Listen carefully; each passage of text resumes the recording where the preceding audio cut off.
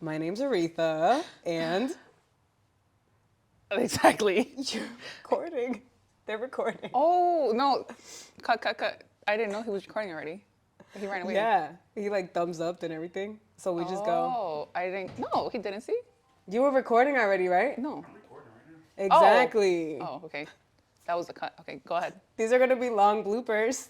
You can go ahead and just delete that if you don't want to. No, we're gonna add that. Okay. You told me to breathe, but you're the one that needs to breathe. Okay, my name's Aretha, and this is, Liz. and we're here. This is the Blue Lotus podcast. We had no idea how to intro this, so we're really just freestyling everything per usual. But I felt like we have some things to say. Nothing serious. Like, it's just a whole thing, right? And so, but really, I just wanted to just be in my own vibe like usual. And so, Yeah, we want to kind of give you guys a look into what we've been going through personally and pretty much just the growth. the growth. And so, I think right now we're celebrating. I think, what can't we celebrate? Like, everything is a celebration. And I think maybe being bottle servers for so long, like, we learned to celebrate every single thing. Like, Everything. everything. And it was Everything. always somebody's birthday. And there was always a reason to, like, pop a champagne bottle. Exactly. That's life. You just have to kind of just celebrate it because, I feel like we all have different things going on that we could just really get down and under. But for at least for those couple of minutes or hours or days, if you're on a bender, you are Or having a ball. when So the thing is, when do you stop? Like, when do you stop going to the negative outlets for that stuff? And that's exactly like we were just on the way here talking about one of our friends and like how just being outside when you're depressed is like not probably the best thing to do. Yes, we're talking about you. Coming from us, yes, we're talking about you. You know who you are. But it's like sometimes you really do have to like that search and rescue song. Like I was like, okay, we're gonna go rescue you. Like after this, we'll go rescue you. And just sometimes you have to like pull your people out of those dark spots, right? And that's how I felt sometimes with you, where it's just like, okay, like we just have to like go on a magic school bus ride. Like this teacher that would just take these kids on these like wild adventures. And so I The felt lizard's like name was Liz. FYI. she's meant. Seatbelts, everyone! Please let this be a normal field trip. With a friend? No way! Cruising on down Main Street, you're relaxed and feeling good. Next thing that you know, Wizard. I'm Miss Frizzle. Miss Frizzle that takes red lights.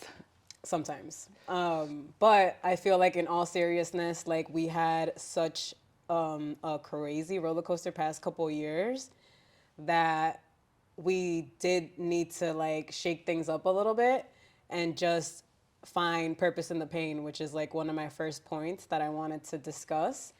And like just knowing that like with your favorite Bible verse, there has to be like God has some type of big plan for us, you know, and it's just like finding that. And I think that's what like you become an adult, and that's kind of what like your responsibility now is to do, like find why it is that you had to live this certain life and like where is it leading you to, right? Right, like really finding your purpose, not finding excuses to fill in that actual purpose. Like I feel like throughout my life, I was kind of like structured but very wandering. I never really sat there and did the inner work. So it all hit me like a pile of bricks.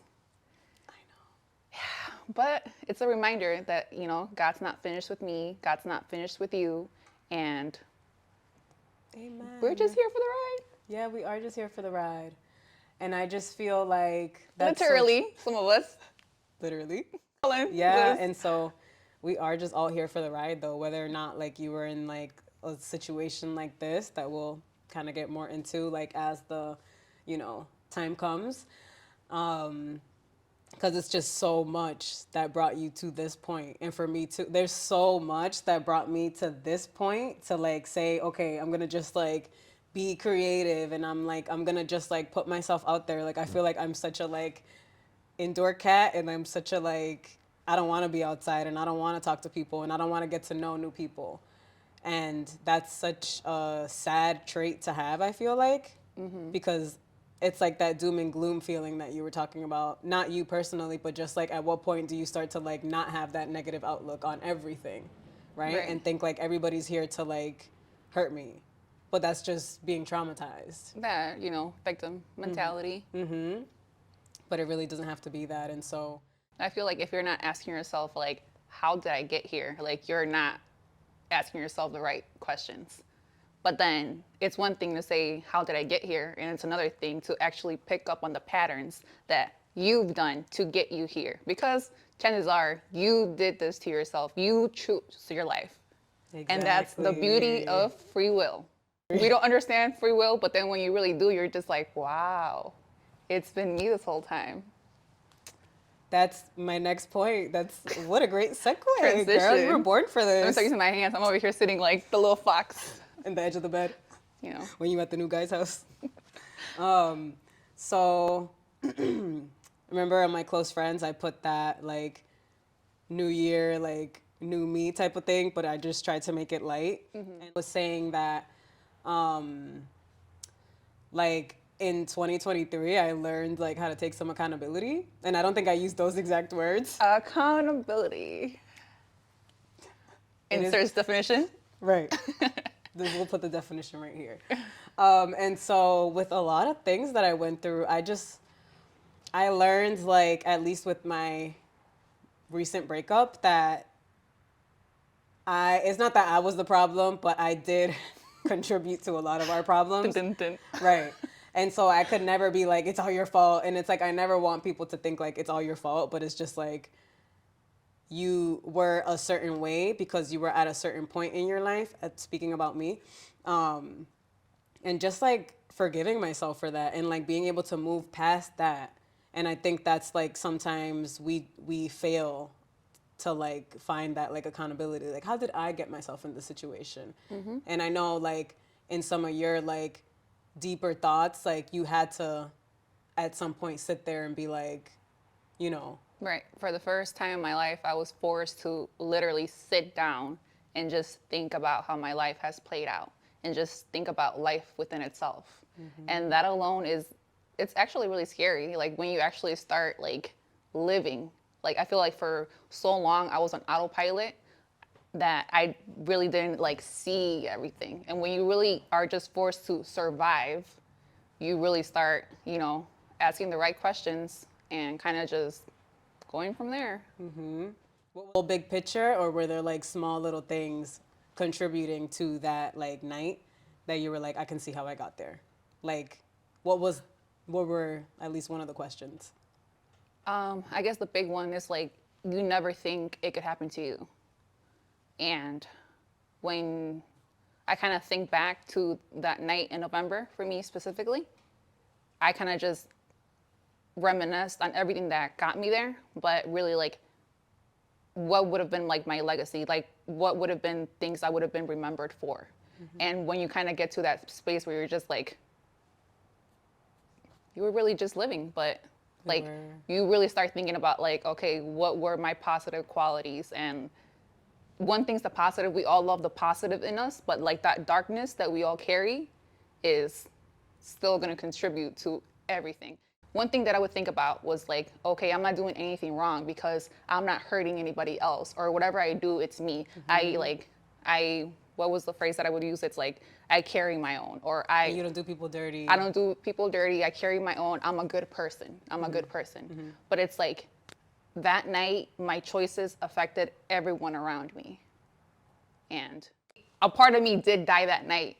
And for the first time in my life, I had to come to understand grief. And grief is, it's like the heaviest emotion a person could feel. Grief is like a whole another animal within itself. Yeah. Damn. You had to grieve that like. I had to grieve who I was. And You were kind of already like in a space where you were starting to like be more with yourself, right? Like before all this happened, you were telling me that like you were already starting to like almost healing. Like almost like, I think me being like okay, I'm gonna get out of the industry. Like, this is part of my like healing, right? Like, I don't want to be part of this like toxic lifestyle anymore. And not that it wasn't fun, and not that sometimes I don't see my friends and I'm just like, oh, I wouldn't mind pulling up.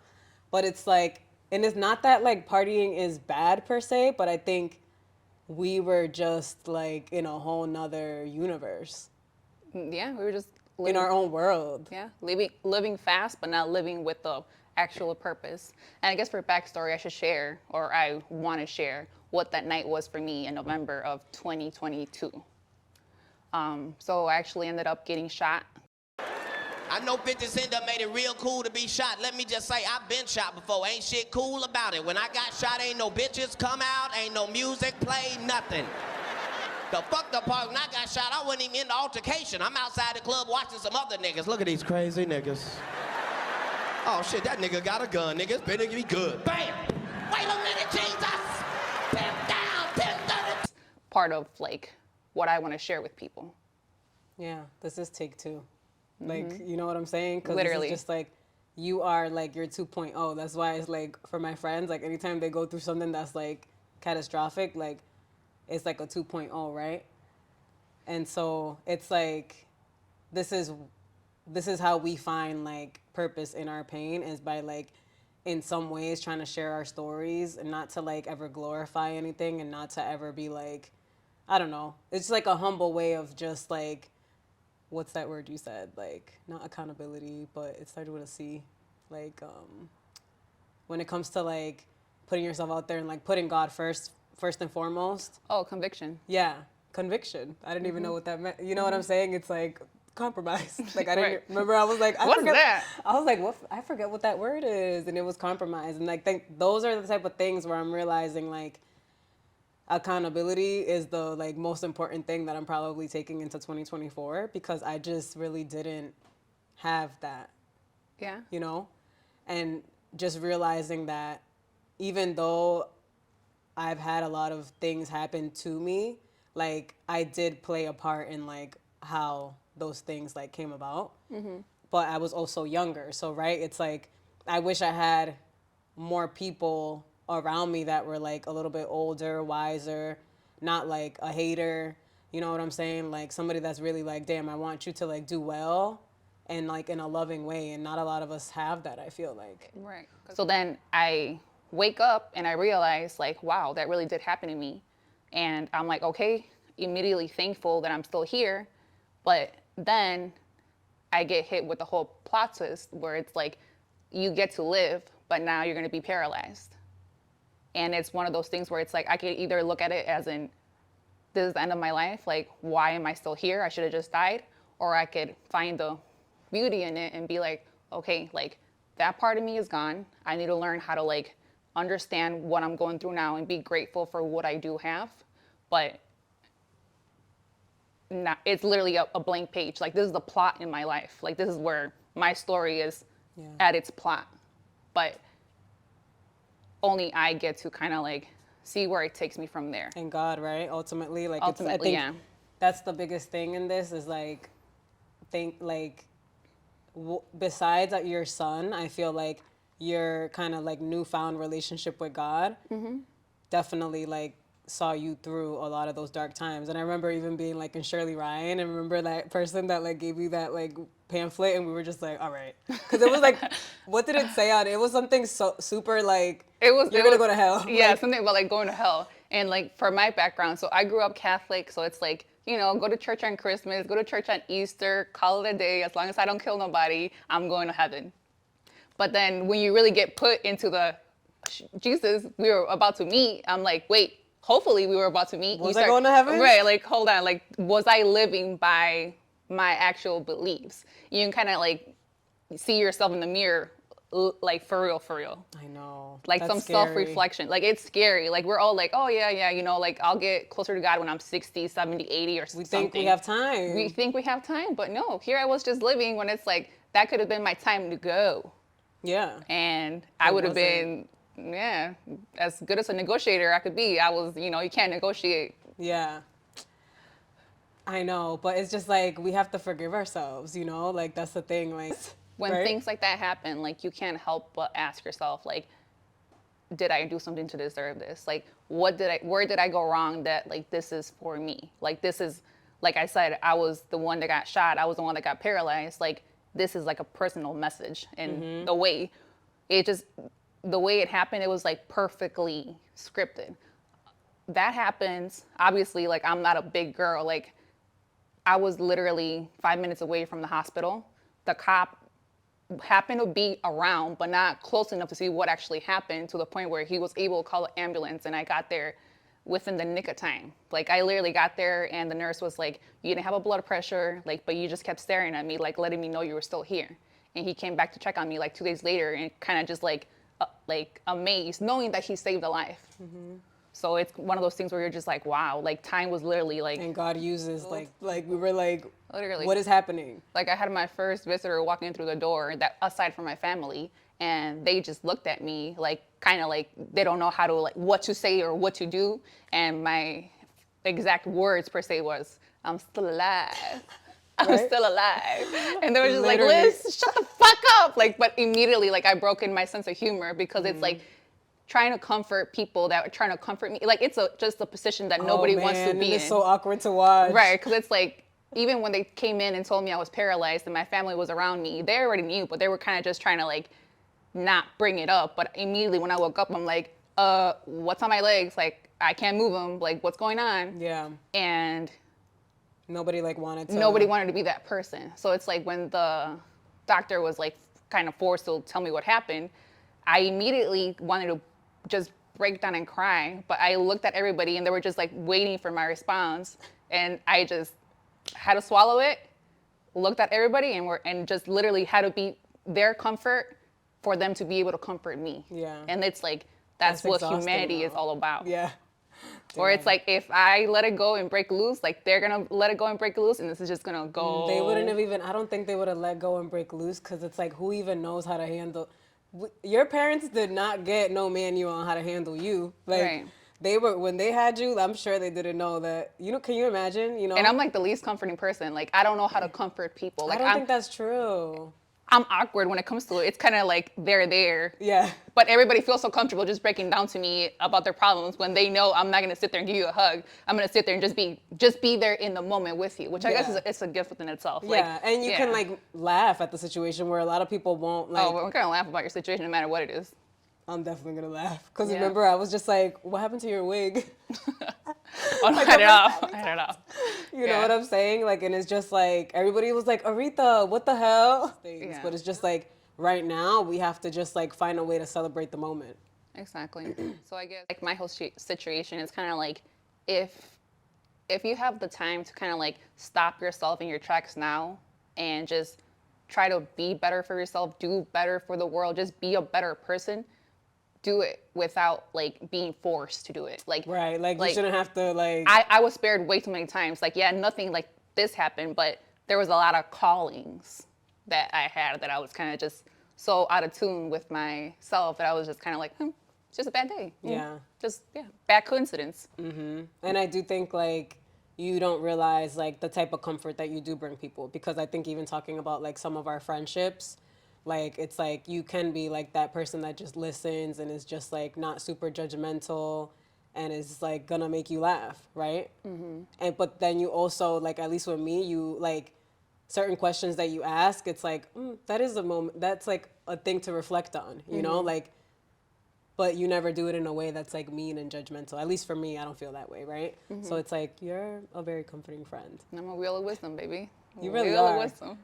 And she used to read the almanac when she was a kid. Yeah, I've traded my almanac for my Bible. Yeah. Did you do anything weird like that when you were a kid, Aziz?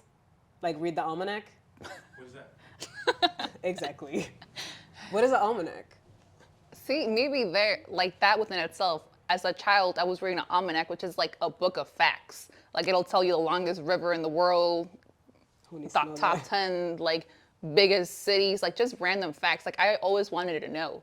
No. Like, and I guess that's kind of... Curiosity killed the cat, or no? Yeah, well, in a way. Well, when I stopped being curious is when the cat almost got killed, which, you know, Yeah. yeah. See my reaction. He's like, what cat? All the cats. But yeah, this was one of my New Year's resolutions, was to finish what I start. Start this And podcast. You got your standing on business boots. These are my standing on business boots. Because baby girl has been standing on business. Aziz said, yeah.